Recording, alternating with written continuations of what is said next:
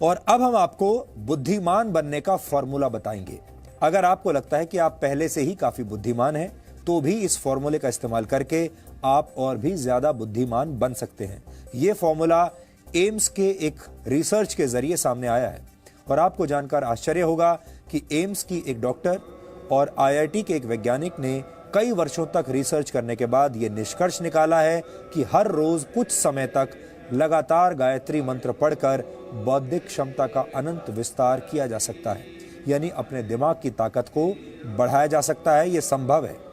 AIIMS ने अपनी research में एमआरआई के जरिए दिमाग की सक्रियता की जांच करके इस बात की पुष्टि की है कि गायत्री मंत्र पढ़ने से दिमाग की शक्ति का विस्तार होता है। गायत्री मंत्र ऋग्वेद के 3 मंडल के 62वें सूक्त में मौजूद 10वां श्लोक है। यह हजारों वर्ष पुराना वैदिक मंत्र है, जिसकी रचना त्रेता युग में ऋषि विश्वामित्र ने की थी। इस मंत्र में ईश्वर का ध्यान करते हुए यह प्रार्थना की गई है कि ईश्वर हमें प्रकाश दिखाए और सच्चाई की तरफ ले जाए। वेदों पर रिसर्च करने वाले भारत और दुनिया के बहुत सारे विद्वानों ने गायत्री मंत्र को ऋग्वेद के सबसे प्रभावशाली मंत्रों में से एक माना है।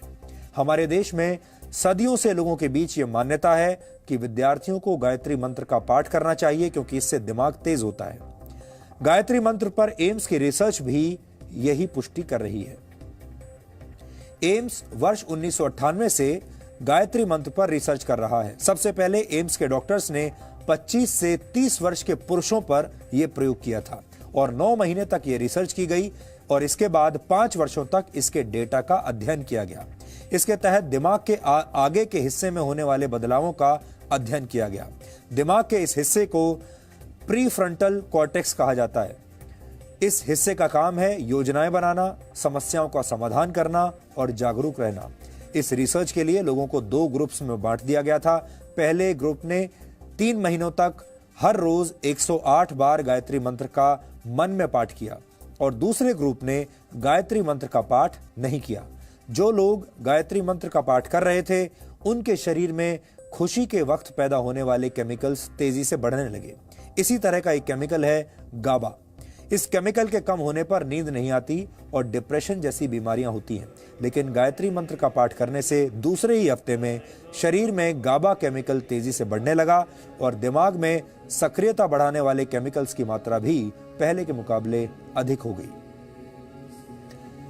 5 हफ्तों तक किए गए एमआरआई यानी मैग्नेटिक रेजोनेंस इमेजिंग की मदद से यह नतीजा निकला कि जिन लोगों ने गायत्री मंत्र का पाठ किया था, उनका दिमाग बहुत शांत और जागृत हो चुका था।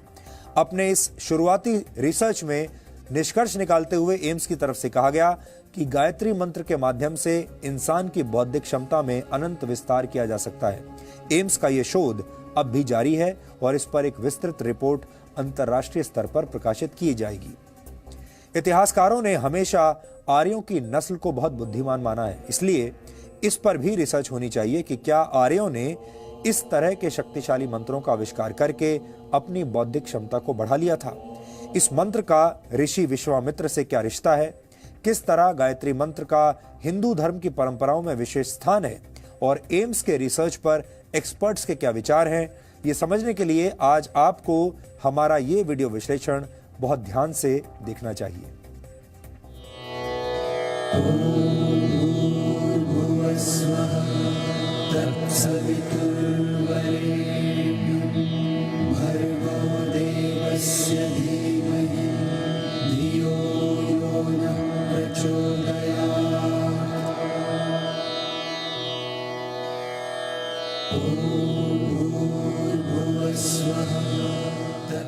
गायत्री मंत्र भारत के महान ऋषियों की तपस्या का फल है।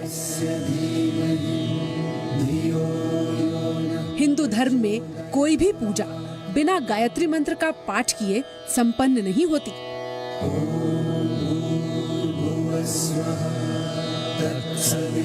हिंदू धर्म के शास्त्रों और पुराणों में गायत्री मंत्र को बल और तेज को बढ़ाने वाला बताया गया है। यही बात all India institute of medical science ने अपनी रिसर्च में कही है। माना जाता है कि इस मंत्र का उच्चारण दिमाग को शांत करता है और ये शांति बेवजह नहीं है।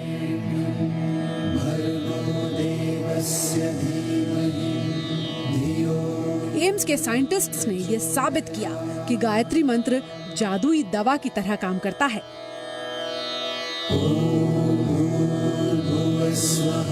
रिसर्च के मुताबिक अगर नियम बनाकर गायत्री मंत्र का उच्चारण किया जाए तो ये दिमाग की चेतना को सीमाओं से परे ले जाकर जगा सकता है।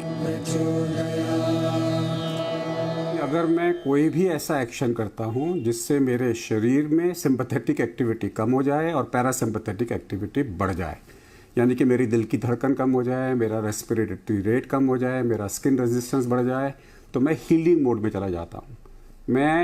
आई get connected to my consciousness. उससे मेरे शरीर के अंदर में जो दवाई मांगूंगा मैं वो पैदा होती है। That is called parasympathetic state of mind. और अगर मैं बिल्कुल इतना ज़्यादा एब्जॉर्ब हो जाऊं कि मैं टाइम भूल जाऊं कि मेरे पास मैं कहाँ पर हूँ, तो मैं चौथी स्टेज ऑफ कॉन्शियसनेस में चला जाता हूँ, जिसे शास्त्रों में तुरिया स्टेज ऑफ कॉन्शियसनेस कहा जाता है।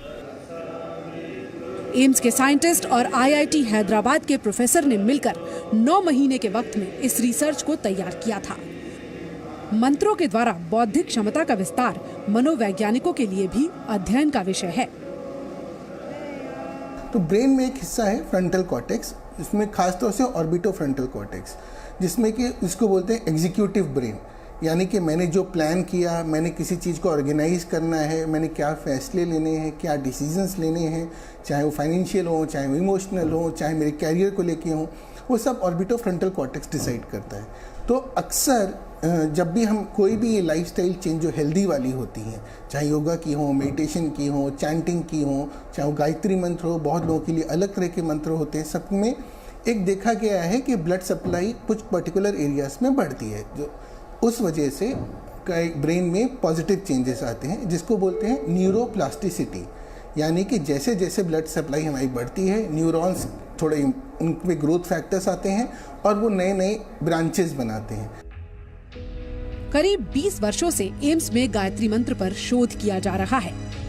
इन्हीं रिसर्च पेपर्स में प्रकाशित एमआरआई स्टडी के एक ग्राफ में दर्ज ब्रेन एक्टिविटी में ये भी साफ देखा गया कि जिन लोगों ने गायत्री मंत्र का उच्चारण किया, दूसरे हफ्ते में ही उनके दिमाग की तरंगों में एक लय आ गई।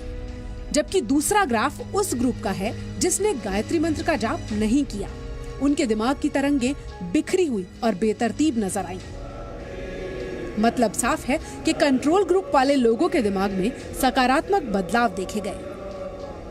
ऐसे लोग भी मौजूद हैं जो गायत्री मंत्र से सेहत पर अच्छे प्रभावों का दावा करते हैं। तो मेरा धीरे धीरे पढ़ाई पे ध्यान आकर्षित हुआ। बाकी हर जगह से, जितने गलत जगह पे थे उस सब जगह से अपना कंसंट्रेशन ठीक कर पाया मैं। ओम भूर्भुवः स्वः। गायत्री मंत्र की रचना ऋषि विश्वामित्र ने की थी। भर्गो देवस्य धीमहि धियो यो नः प्रचोदयात्। विश्वामित्र को हिंदुओं के धर्म ग्रंथ रामायण में एक ऋषि और एक वैज्ञानिक की तरह भी प्रस्तुत किया गया है। रामायण में विश्वामित्र भगवान राम और लक्ष्मण के गुरु हैं, जो उन्हें दिव्य अस्त्र शस्त्रों के बारे में भी ज्ञान देते हैं। गुरु और शिष्य के बीच सर्वदा प्रेम और विश्वास बना रहे। हमारे देश में खास तौर पर उपनयन संस्कार के वक्त मंत्रोच्चार में गायत्री मंत्र का विशेष स्थान माना जाता है। धियो यो नः प्रचोदयात्। गायत्री मंत्र की जाप करने से आपका कंसंट्रेशन, ये सब चीज़ में डेवलपमेंट होने लगता है और जिस क्षेत्र में भी आप सफलता चाहते हैं, आपका आउटपुट उसमें धीरे धीरे बढ़ने लगता है। ये सब चीज़ मैंने रियलाइज किया है। गायत्री मंत्र अपनी उत्पत्ति के हजारों वर्षों के बाद भी अपनी शक्ति का एहसास पूरी दुनिया को करा रहा है। गायत्री मंत्र की ताकत सिर्फ भारतीय वैज्ञानिकों को ही समझ में आ रही हो, ऐसा नहीं है। जर्मनी की हैम्बर्ग यूनिवर्सिटी के वैज्ञानिक भी गायत्री मंत्र पर रिसर्च कर चुके हैं। इसके अलावा अमेरिका के एक साइंटिस्ट डॉक्टर हॉवर्ड ने दुनिया भर से मंत्रों को इकट्ठा करके फिजियोलॉजी लाइब्रेरी में उनकी जांच की। गायत्री मंत्र से प्रति सेकंड 1,10,000 साउंड वेव्स जनरेट हुई। रिसर्च में सभी मंत्रों में गायत्री मंत्र सबसे सशक्त मंत्र साबित हुआ। यानी एक तरह से देखा जाए तो हमारे देश की प्राचीन मान्यताओं पर दुनिया भर के वैज्ञानिकों ने मोहर लगाई है। पूजा मक्कड़, जी मीडिया।